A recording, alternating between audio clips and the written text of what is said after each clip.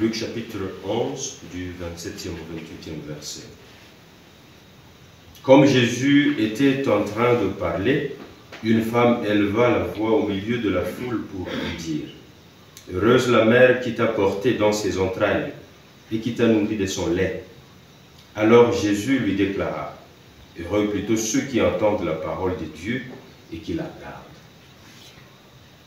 Acclamons la parole de Dieu.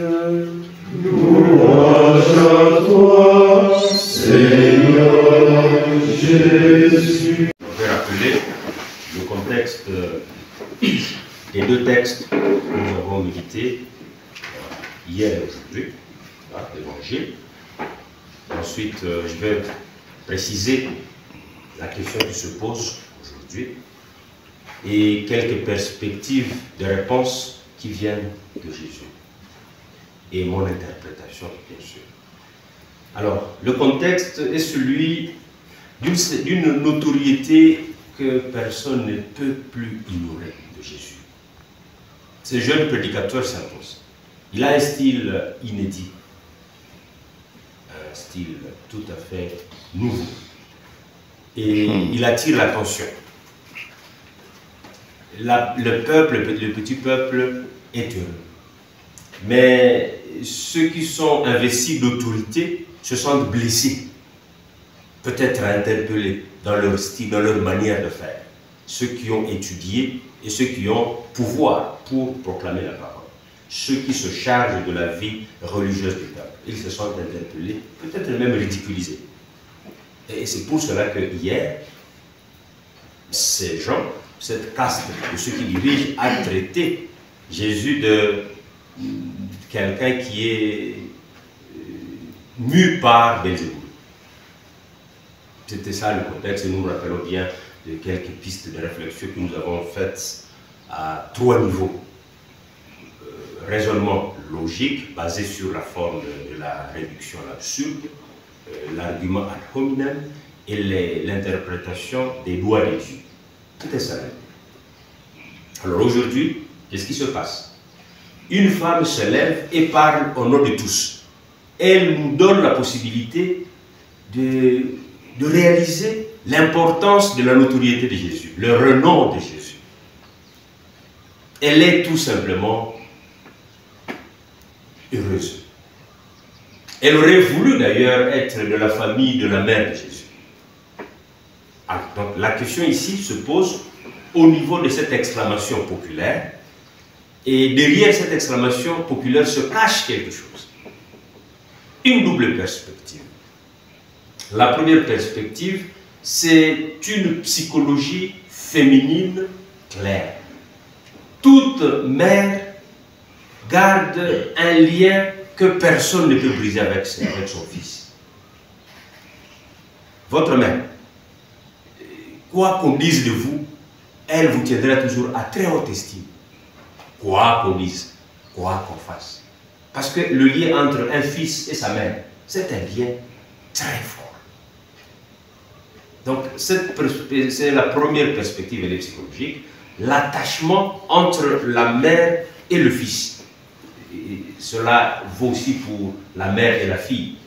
Parce que entre les deux parents, le parent qui est le plus attaché avec ses enfants, et spécifiquement avec son fils, ses fils, c'est la mère.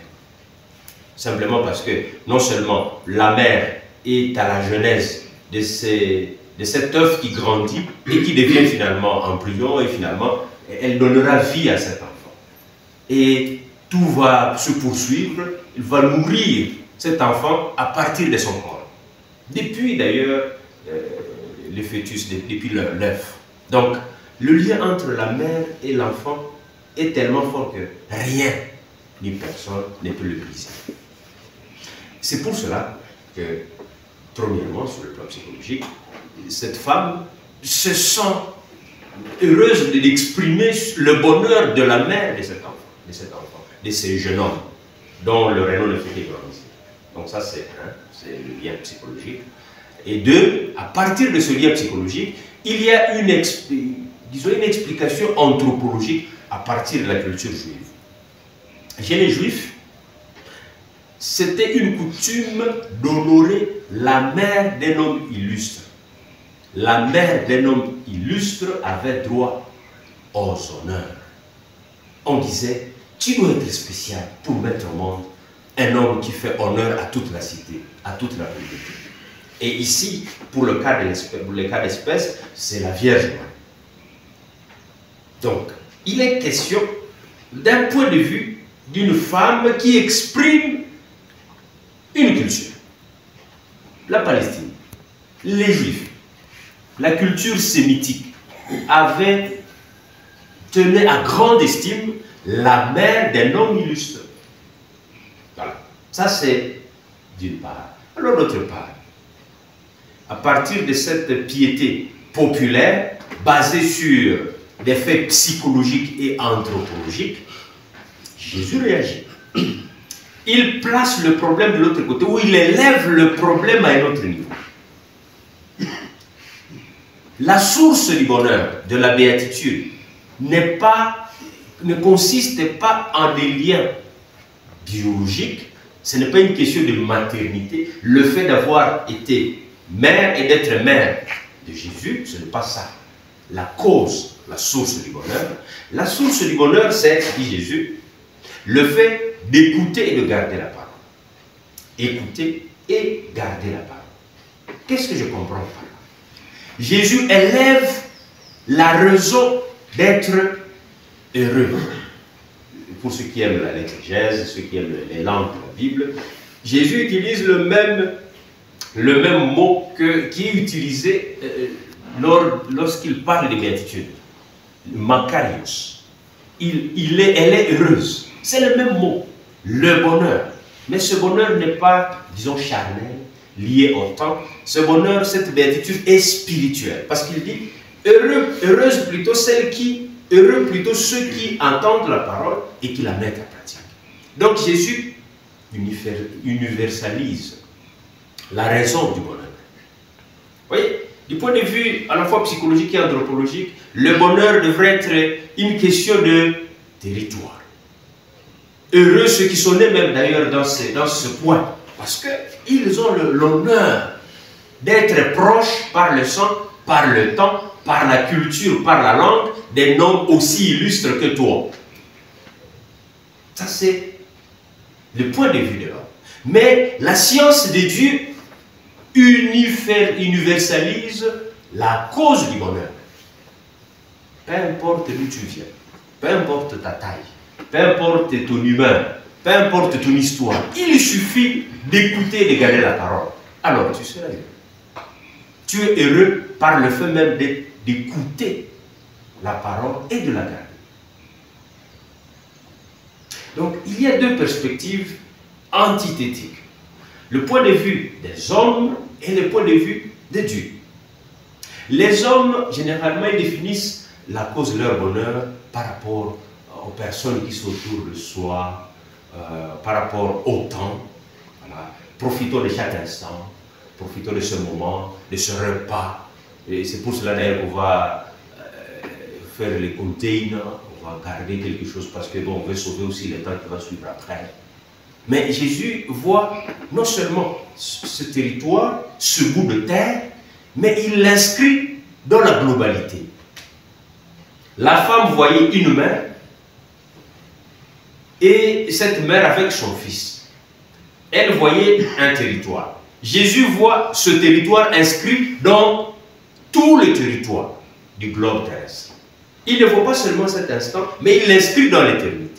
Et donc, celui qui écoute la parole et la garde, inscrit cet instant dans l'éternité. Et l'éternité est inscrite dans cet instant du fait d'écouter et de garder la parole. Donc, il est question d'une perspective tout à fait différente.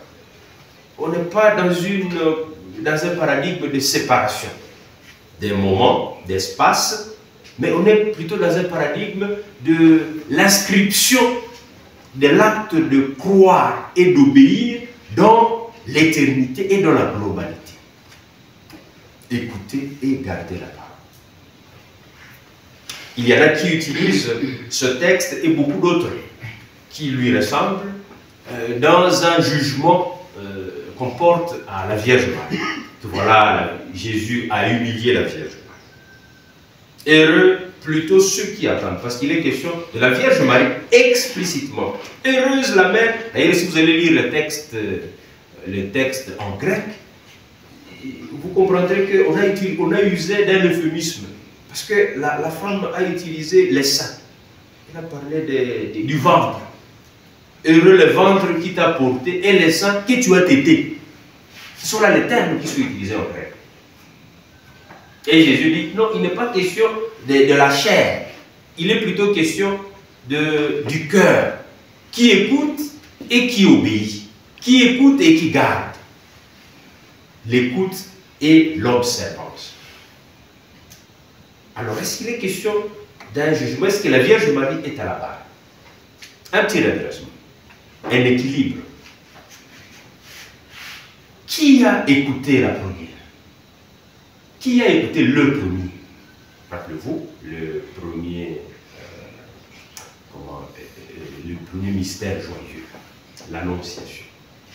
L'ange Gabriel qui rencontre une jeune et innocente femme, jeune femme. Qui a écouté? Et plus tard d'ailleurs, Saint Luc est très attentif aux attitudes spirituelles de la Vierge Marie. Plus tard, il dira que, et elle gardait tout cela dans son cœur. Qui a gardé la parole? Qui a passé tout ce temps en train de méditer la parole? C'est la Vierge Marie. Et donc, la grandeur de la Vierge Marie n'est pas fondée sur la chair.